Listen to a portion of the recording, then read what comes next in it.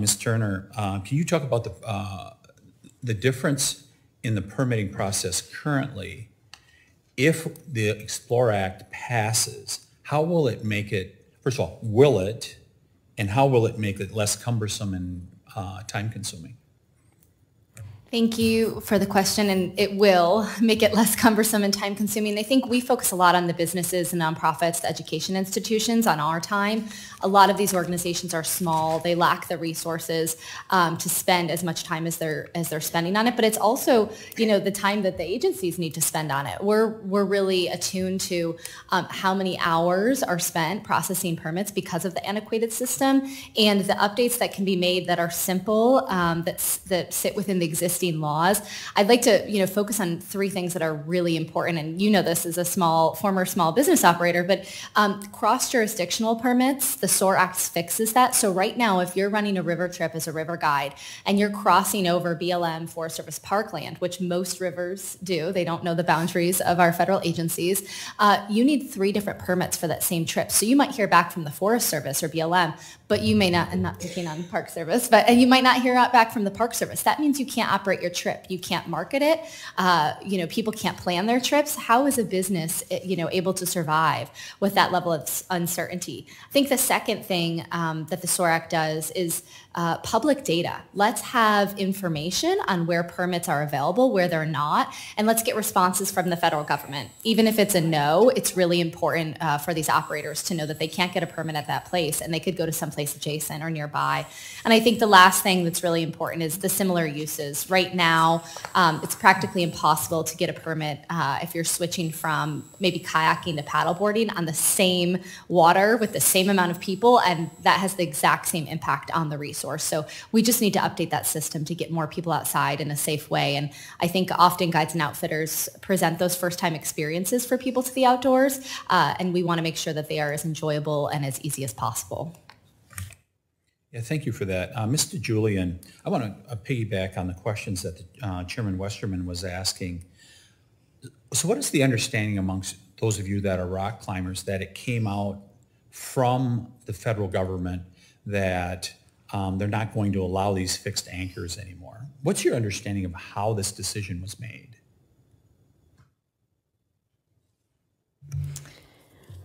So first of all, the reception of understanding that there would be a new consideration of fixed anchors.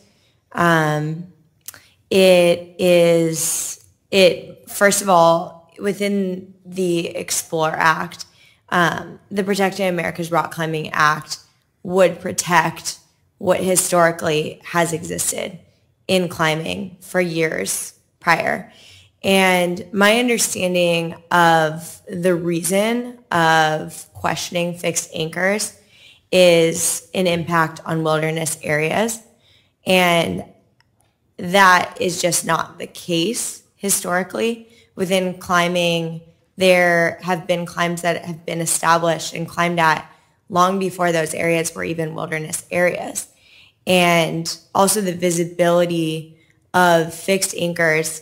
You could be standing in the meadow of El Capitan looking up and have no idea that the wall has fixed anchors. They're completely unobtrusive to anyone. All they do is enable safety. If I could follow up, this is going to increase risk for some, correct, if this goes in place, because some may try to climb without the fixed anchors. Would that be an accurate statement? If people try to climb without the fixed anchors, they would be really risking their lives. So, and those people that are climbing with fixed anchors now, they may say, I can't do this because the risk is too high, right? Absolutely. So, gentlemen, why are you guys doing this? You're going to discourage people from climbing. Some people may take risks that they shouldn't. Why is the federal government doing this? Okay, so just to be really clear here, and I want to say, I greatly appreciate the views and the testimony that has been provided here. Our proposal we put out was required that we do that by Congress.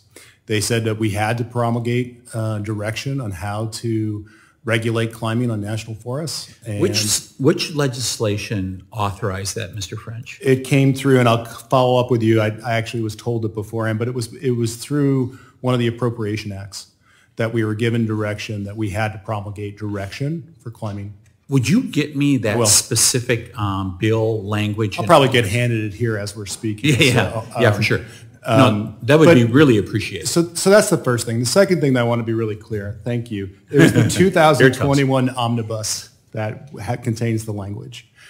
The second thing is, on National Forest System lands, there is no restriction on the placement of fixed anchors for climbing on 72% of the lands, non-wilderness lands. In wilderness, the issue is, and we were specifically told to address fixed anchors in wilderness, is that the Wilderness Act defines that you may not, you have to prohibit what are called installations. Installations are defined as anything made by man left behind in wilderness for future use. This created a real dilemma for us. And so our regulations don't prohibit anchors. What they say is climbing is an important part authorized by the Wilderness Act for unconfined recreation, which is part of the Wilderness Act. It's appropriate, and the use of anchors is an important part of allowing that. What we have said is that in order to comply with the installations prohibition from the Wilderness Act is that we can do what's called a minimum requirements analysis that allows for the placement of fixed anchors in new routes. It allows for existing anchors to remain until such analysis can be done. And it allows for any use of placing new anchors for safety purposes in wilderness areas now.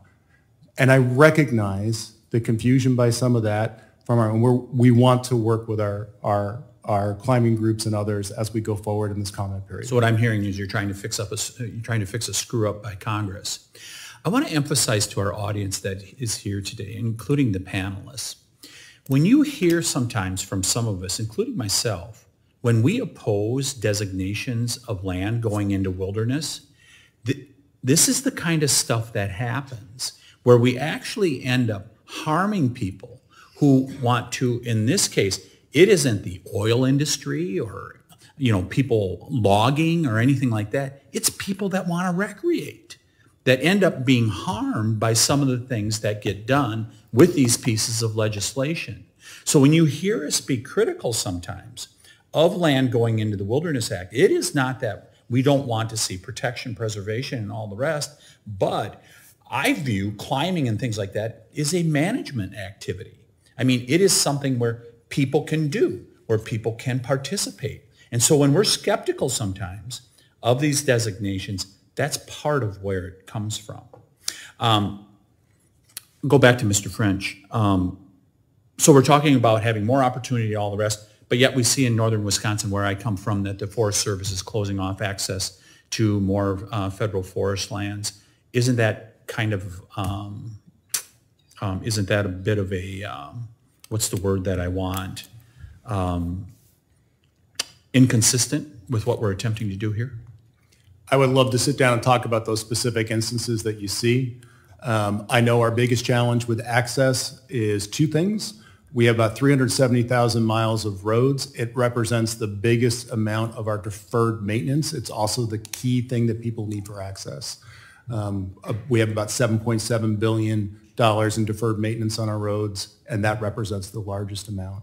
The second is often, having the right-of-ways that we need through private lands. But, Mr. Chairman, if there are specific instances, I'd make myself and my staff available to understand, because for us, it is a core value of our agency to ensure access.